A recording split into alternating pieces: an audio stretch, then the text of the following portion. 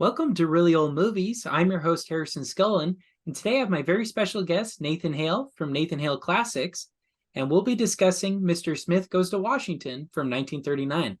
So before we get started, why don't you introduce yourself, Nathan, and talk a little bit about your channel? Yeah, thank you so much for having me again, Harrison. Really excited to be here on the show again, but excited to talk about Mr. Smith Goes to Washington as well. As far as my channel goes, I love talking about classic Hollywood, classic movies in general, classic TV shows. Really just movies that your grandma and grandpa like to talk about. Those are the ones that I love discussing on my channel. So if you're into the black and white era of films, then I highly recommend paying my channel a visit. Heck yeah. And I highly recommend it as well, guys. He's got some great content, especially when he talks about individual actors and directors. It's really, really cool. And I'll have links to all of that in the description below. And so let's go ahead and get started then and talk about Mr. Smith Goes to Washington. And so before we talk about our thoughts on it, kind of what are your initial feelings and thoughts about this film and kind of what it means to you? Yeah, so for me, Mr. Smith Goes to Washington is one of those movies that it gets better on each rewatch for me.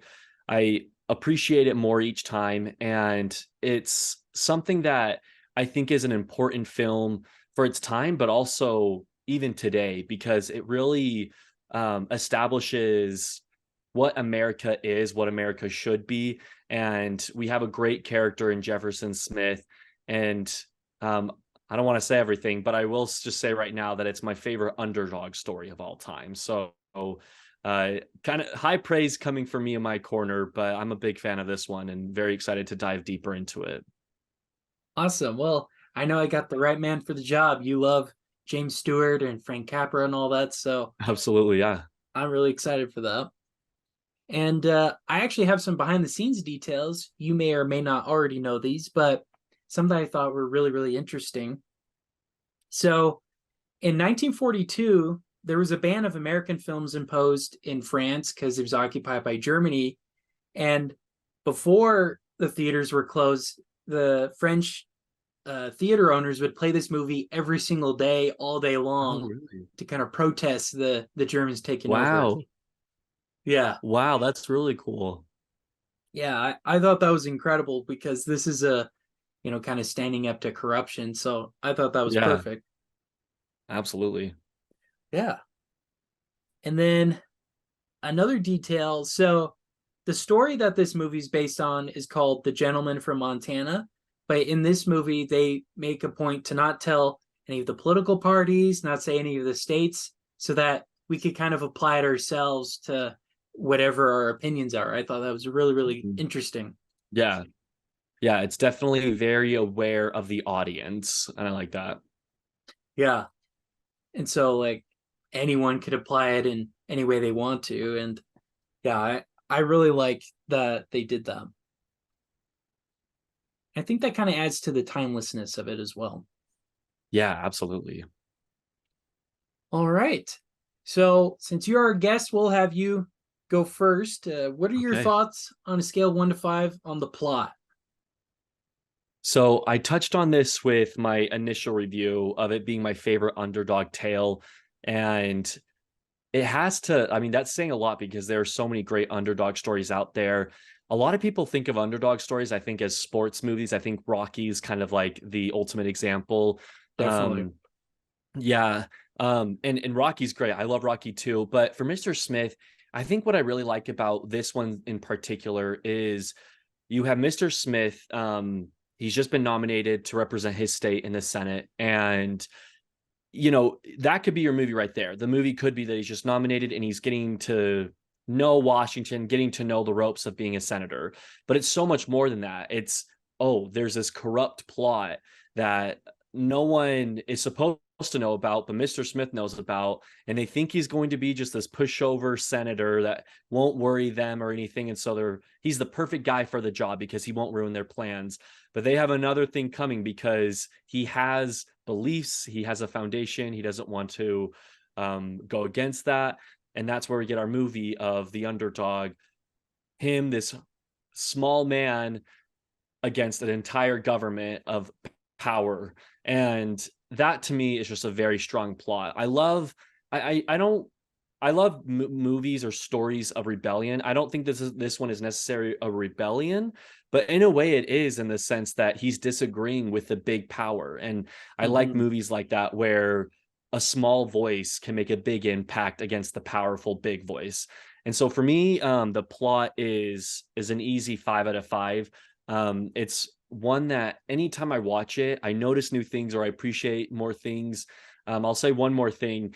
I really love this particular scene when well, sorry, let me back up a little bit. I love how in this movie, Frank Capra, he doesn't only focus on Mr. Smith going to Washington, getting used to the politics and getting used to the job and everything. He makes sure that we understand who Mr. Smith as a character is. And he does this so perfectly through his initial visit to DC, when he kind of strays away from his party and just takes a tour, a self-guided tour of Washington, DC.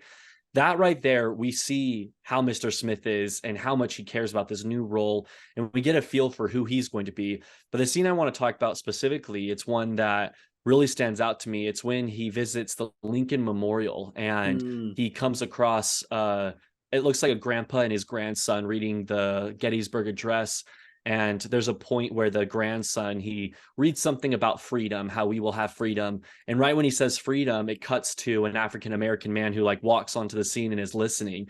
And I think it's such a cool moment where he says freedom at the same time as the African American man listening in on the conversation. And it's showing that equality is for all, freedom is for everyone, no matter your race. And I think that is such a neat thing. And that just proves right there that 1939, this movie is, I mean, it's getting close to 100 years, but it still has a powerful message today. So easy 5 out of 5 for me when it comes to the plot. That's awesome. No, I totally agree with everything you said. I also gave it a 5 out of 5. It was a wonderful, wonderful plot. And I just think it took a lot of guts for them to even make this movie because, at this time, America wasn't as critical of the government as kind of we are now. So this is kind of Yeah. really, really a gutsy move to make a movie like this. And Oh, uh totally. and I also love that we see the character arc of Jefferson Smith and he develops over the course of the film. He's kind of doe-eyed, kind of innocent at the beginning, to then fighting for the truth to clear his name at the end of the movie. Just seeing that kind of change just and I'll kind of save a little bit of that for acting, but just Mhm. how great of a character and interesting characters they were too. I mean, this Yeah. is the Frank Capra thing, really interesting characters you want to root for. So yeah, I Hmm. easy 5 for me as well. Awesome. Same page. So far, so good. Yep. All right. So then what are your thoughts on the acting? Yeah, so the acting for me, I mean, this is James Stewart's movie, obviously. He gives an incredible performance. That's not to say that everyone else doesn't, because everyone is great, but I just think that James Stewart is the easy highlight, the spotlight of the film. But with him, he actually was nominated for Best Actor in a Leading Role at the Oscars, and he lost to, I haven't seen the movie. Have you seen Goodbye, Mr. Chips? I think it's called. No, I haven't, but it's on my list. Yeah, it's on my list as well. But the main actor from that movie won that year, and that was a stacked year to begin with. It was James Stewart. You also had Clark Gable from Gone with the Wind, Oh and I know that yeah. there's someone else that I'll remember later. But anyways, it was a stacked year. But I think that James Stewart, I mean, haven't seen Goodbye Mr. Chips yet. So once I see that, I'll have a fair opinion. But I just can't see that performance moving me more than James Stewart does here. And he's great the whole movie, but once we get to the filibuster, he really shows his talent, especially. He's so good at bringing the audience in to care for his stance on the boys' camp that he wants to start. And there's just something about hearing his voice when it goes like kind of raspy and he's on his last breath type thing. It's so good. And I think you already know this, but he won the Oscar a year later for Philadelphia Story, and a lot of people are kind of convinced that it was kind of the Academy saying, "Oh, oops, we should have awarded you for Mr. Smith. This is us apologizing," because he does great in Philadelphia Story, but it's not even close to what he does in Mr. Smith. So that's all. I just spoke forever, and that was just on James Stewart. Um, I will say also, Jean Arthur does a great job. She's really great at starting out like James or Jefferson Smith, his character arc, like you said. I love what you said about him kind of starting off with deer in the headlights, but then really having a lot of character development. I think the same goes for Clarissa, Jean Arthur's character.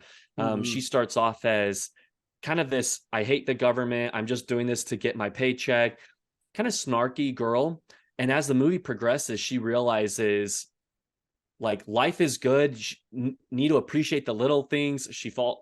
Oh, are we spoiling the movie? Are we? I don't Yeah, know. that no, Okay. that's fine. Okay, cool. Well, I'll just say she realizes she falls in love with life more, and there's a lot of character progression there. And I think Jean Arthur does a great job there. Claude Rains is amazing at playing the conflicted character, where he knows what he's doing is wrong, and he has an especial high stake in the matter because he was friends with Jefferson's father. So it makes it even worse, and his guilt is even bigger because of that. But I think he does a great job too. And then one last performance I want to highlight. I think everyone does great, but I love Harry Carey, I think his name is, the president of the Senate. Mm, He has a very low key performance. It was nominated for a supporting Oscar, crazy enough, but I love how low key he is. Like he's kind of just there, but anytime he's there, he just does a good job. And you know the whole time he's like low key rooting for Jefferson. You can just tell. mhm. And I love that about the movie. Like the movie would be completely different if the president was against Jefferson. And I think it really works. The movie works even better because he gives him a chance. He kind of believes in that small voice to be heard. So really love that, but thought everyone in the movie is incredible too. Awesome. So Oh, would you? and I give it a 5 out of 5. Sorry. Okay, awesome. No, no, Yeah, you're five out good. of five, easy. All right. And I have to agree once again. I also gave it a 5 out of 5. Nice. Um, a lot of things you said I agree with. I'll just add, I really love that they set up how Claude Rains and James Stewart, they're friends at the beginning. You could believe that, and just the utter betrayal that Claude Rains brings later on really adds to the agony of it. It's like, oh, it kind of breaks your heart. And Yeah, totally. and I don't think a lesser actor would have been able to do that convincingly other than James Stewart or Claude Rains. I think they were perfect in Yeah, their respective roles. And then uh completely agreed. and then filibuster, man. That scene was Oh, fantastic. James Stewart, man. so it especially hits home for me. The people who have visited my channel, they'll know this if they watched. I have a whole video on why I love Mr. Smith, but I mentioned this in the video, so sorry if it's a repeat for anyone. But that scene means especially a lot to me because in high school we had to take a fine arts class to graduate, and so it was between theater and ceramics. So I went with theater, and part of the class you had to do a monologue from a movie. And as I was studying all the monologues, that was right when I was kind of getting in this phase of who's this James Stewart guy? Like I had recently seen Wonderful Life, recently watched like Rope, Rear Window, Vertigo, and saw Mr. Smith. And it was actually amongst like the greatest monologues of all time, this filibuster. And there's a particular scene where he starts, and I didn't do the whole filibuster because that would have lasted a long time in the class, but I did it, and I did a section of it. And so the movie means especially a lot to me. Whenever I see that scene, I always think about doing that monologue in front of the class, everyone watching and being graded for my delivery of the performance. And it was just so special. I remember there's that scene where he does that whistle to get everyone's attention, and I don't know how to do that whistle. So in the monologue I just screamed. I was like, hey, like I didn't know what to do, so I just replaced it with screaming into the audience. But it worked out well. But what I'm saying is it especially hits deep because of um practicing that, memorizing that, and kind of becoming Jefferson Smith for that one assignment. So anyways, just had to throw that in there. I didn't know what other category to throw that in, so I'm just going to throw it in now. Yeah. No, that's great. Did you have like a tie and everything all ruffled? I didn't, no, I didn't get, I wasn't that committed. I will say I had an audition for that same year. I was in a Cinderella play, and in my audition for that, I sang "Singing in the Rain," and I Mm. brought an umbrella to the audition, and I had like a suit on, something like that. I can't remember, but I know that I had an umbrella because I wanted to like stand out or whatever. I don't know. So I did do that, but for the Mr. Smith one, I was just wearing my normal clothes at school. Probably would have helped though to be a little bit more ruffled to make my voice raspy and Mm. mess up my hair and everything. I should have done that. Oh, okay. Well, that's really cool though, because yeah, that really is a great monologue he does there. hmm All right. Well, let's move on to directing. What are your thoughts on the directing? So it should come as no surprise. It's a 5 out of 5 for me. Frank Capra is one of my favorite directors of all time. I think that he, like a lot of people call Alfred Hitchcock the master of suspense. I think Frank Capra is the master of happy endings or happily ever afters, whatever you want to say, or master of feel good movies. Let's say that. Hmm. I think he's really good at making those movies that you watch them and by the end of them you have a big smile on your face and you feel uplifted, and he doesn't go wrong here. This is not the exception or anything. He's great at what he does here. I love how you're watching the movie, you're so invested with the character and with the story, and by the time it ends you're just so happy and fulfilled. I will say I think the ending is a little abrupt, and I've always kind of felt that way. I think it ends a little abruptly, but at the same time, I think this is a petty complaint, but I think part of me wants to see Mr. Smith return home and everyone be clapping for him, kind of like a Hmm. Wonderful Life ending. Right, right. Kind of like that Wonderful Life ending where just everyone welcomes him home because everyone loves him, everyone's so proud of him.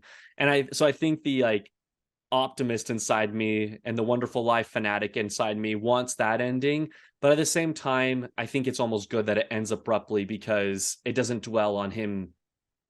It doesn't dwell too much on it. It kind of just moves on. It accomplished what it was there to do, and it moves on. But it would be interesting if we found out there's an extended cut, 15 minutes longer, him coming home. What happened to Claude Rains? I don't know. Everything's tied up perfectly, but there's like a part of me that would love an additional ending. Anyways, with that being said, I still give it a 5 out of 5 because I think what Frank Capra does, especially with the story, and getting us to feel not only for Jefferson Smith's character, but also for America.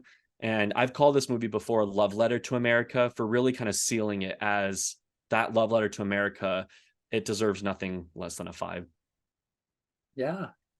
Oh, that's great. And once again, I agree. I also gave it 5 out of 5. Sick. Yeah, no, to me, Frank Capra, I think, is the only director in the world who can make a Senate hearing super dramatic and interesting. I don't know if you've ever seen C-SPAN, but I it's haven't. No, it's there's a definitely reason.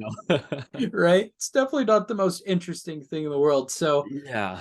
the fact he was able to do that to make you want to root for Jefferson and all that, Mhm. definitely the performances, but also the way Frank Capra set it up and had it all put together, right? He did a fantastic job with that. And He like I did. was mentioning earlier, his his trademark is all over this with the underdog characters and a lot of the same actors he uses in his other movies. Yeah, So totally.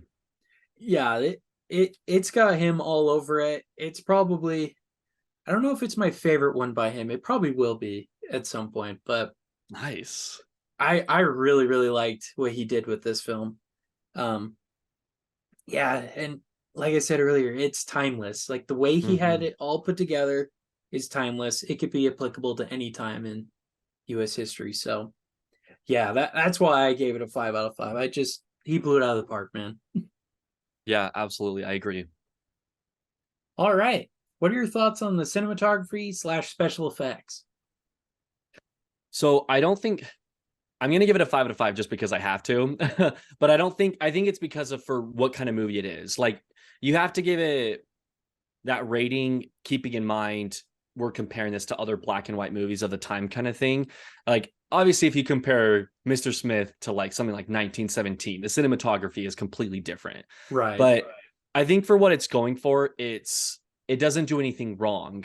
And so it doesn't necessarily need to stand out to get that 5 out of 5, but it is good at doing nothing wrong. Like I think that everything that they show, especially the montage of him visiting DC, and then also the montage of him punching the reporters when he sees that article. One of the best scenes of all time, honestly. Yes. But that montage, the way they film the montages throughout the film, the montage of the children rooting for Jefferson Smith and going around their city, hanging up signs and throwing out newspapers that the government's corrupt.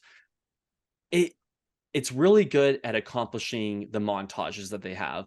And then when it comes to the cinematography of other scenes, I just don't think it does anything wrong. And so for that, I can't like rate it lower or anything.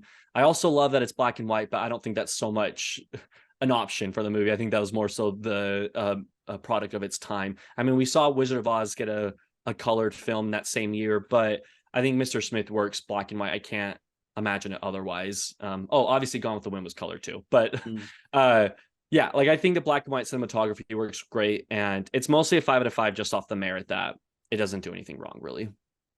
nice. All right. Well, I also gave it a 5 out of 5. Nice. um, That's awesome. the scene that you mentioned earlier was actually one I wanted to point out as well. Just the beautiful imagery that they have in scenes like the grandpa and the grandson reading the Oh Gettysburg yeah. Address, and just the Yeah, beautiful imagery with that is fantastic. Like a lot of show don't tell. And absolutely. Yeah.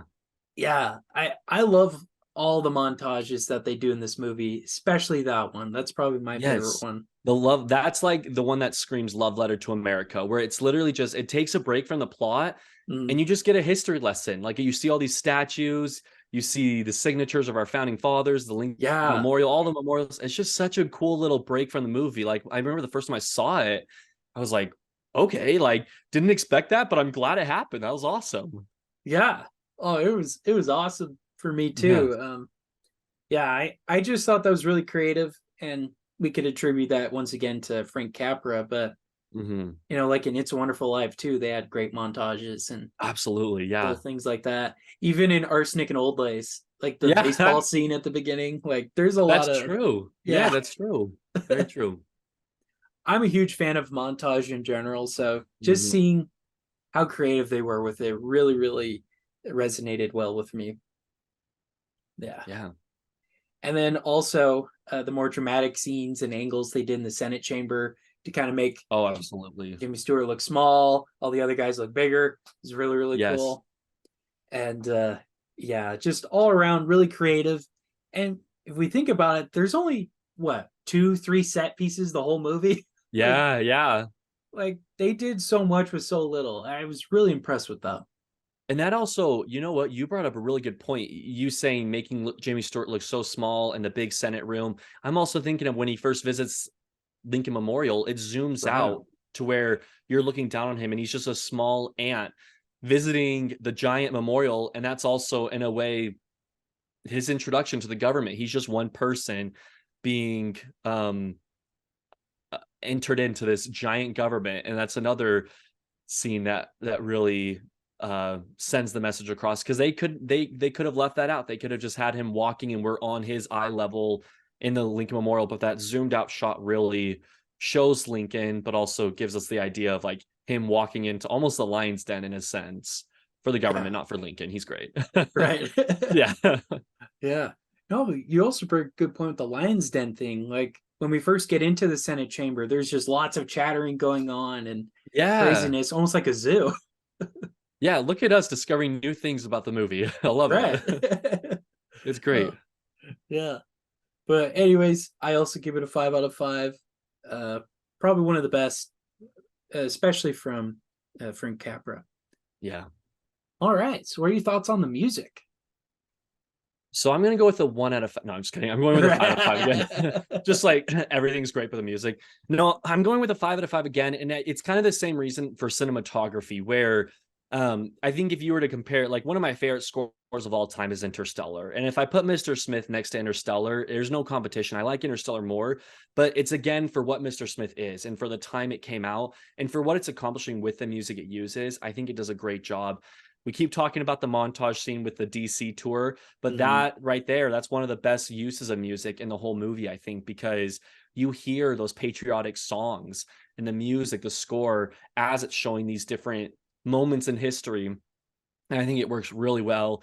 Another scene that I think works really well, it's also all the montages, I'll just say that all the montages work really well, the music that goes to them, because I know that when the kids are running around town trying to spread that Jefferson is a good guy, I want to say it does a uh dun, dun, dun, dun, dun, dun, dun, dun, dun, dun, dun, like it does that Yeah, little tune, does something like that. Like it just has very applicable music for what scenes they're trying to accomplish. And so for that, I think it does a really good job in each montage. Let me make sure I'm not missing anything. Oh, and then also love the goofy music it's playing while he's punching all the politicians or all the journalists that lied about him. I love that too. So I think it does a great job for what it's going for. It's a perfect 5 out of 5.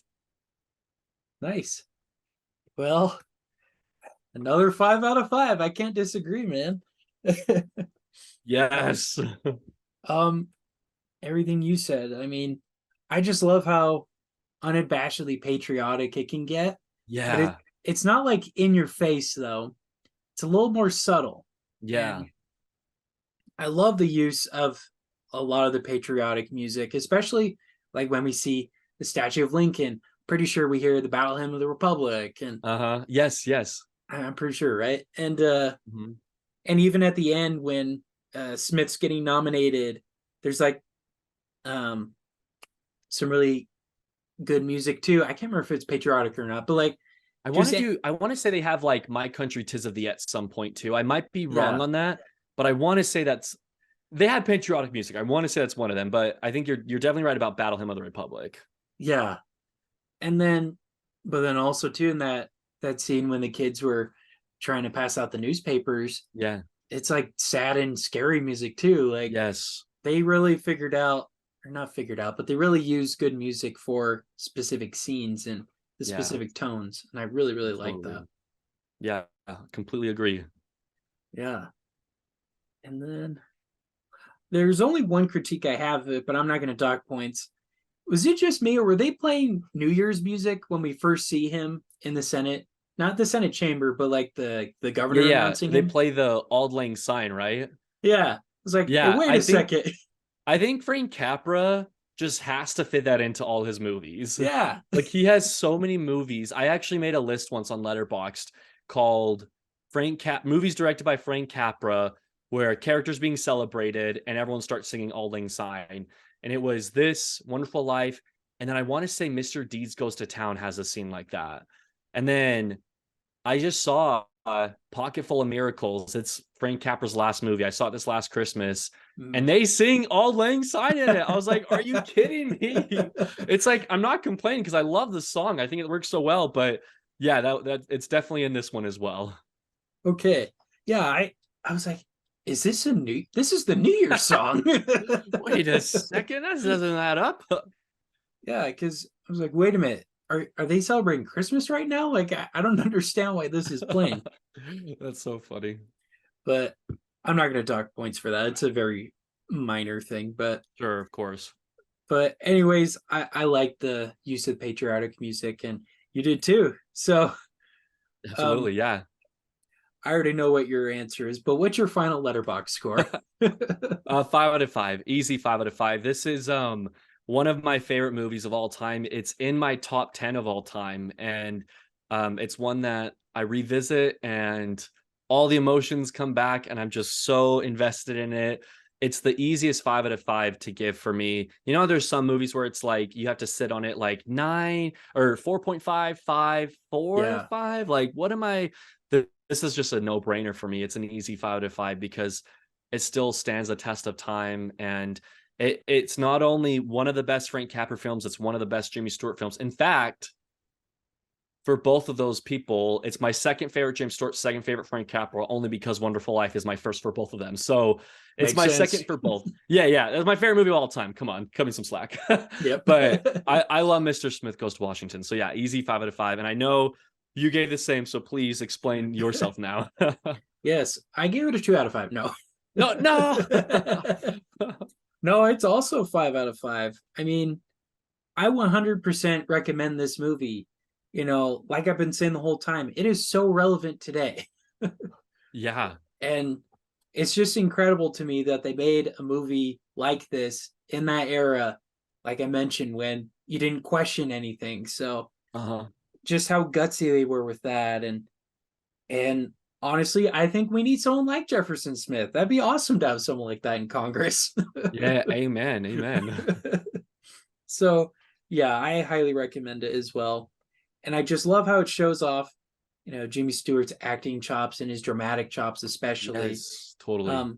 And this is pre Wonderful Life, and before his service of World War II. So like this is Yeah. him just being an actor, not being a traumatized soldier. I know it's so true, but it really does prove that like he's always been great, like before, after war, take him at any time of his career and he does a great job. Yeah, absolutely. And yeah, those are pretty much my thoughts. Anything you want to add before we close today? I think I've pretty much said everything too. If there's anything I missed, just watch my 11 out of 10 video on my channel from I think it was like 2 years ago, a year ago, something like that. But it's pretty much everything I said here. So actually probably just save your time and stick with this one. All right. Well, those are our thoughts on Mr. Smith Goes to Washington. Thank you so much, Nathan, for coming on. And before we go, why don't you promote your channel a little bit where people could follow you? Yeah, of course. Thank you again for having me on. It's been a great time. So, my YouTube channel, it's called Nathan Hale Classics. You can find me there. As far as Letterboxd, I'm Cinema Nate. So it's like if you look up Nathan Hale Classics, you should be able to find it too, or just Nathan Hale. But I think my official username is Cinema Nate, something like that. And then Instagram as well. I have an account, Cinema Nate, there. And that's a fun one because that kind of takes a break from formal YouTube videos and is more relaxed talk of movies. So I'll sometimes have polls there, tournaments where the followers can vote for things, or I'm just updating people on like recent purchases I had. I also do a monthly recap of like my favorite movies I watched in the month, favorite TV shows, just funny things that happen, updates in my life related to movies, things like that. And so if you want to join the community, please come on over, Cinema Nate or Nathan Hale Classics. Awesome. Well, thanks again. And like I said, all those links will be in the description below. So make sure to follow him. And that about wraps it up. Thank you all so much for listening to today's episode. And new episodes of this podcast, Really Old Movies, they are released Saturdays at 8 p.m. Pacific Standard Time on Apple Podcasts, Spotify, and Amazon Music. All right. Well, thanks again, Nathan. And thanks again all for tuning in. This has been Really Old Movies. I'm your host, Harrison Scullen. Take care.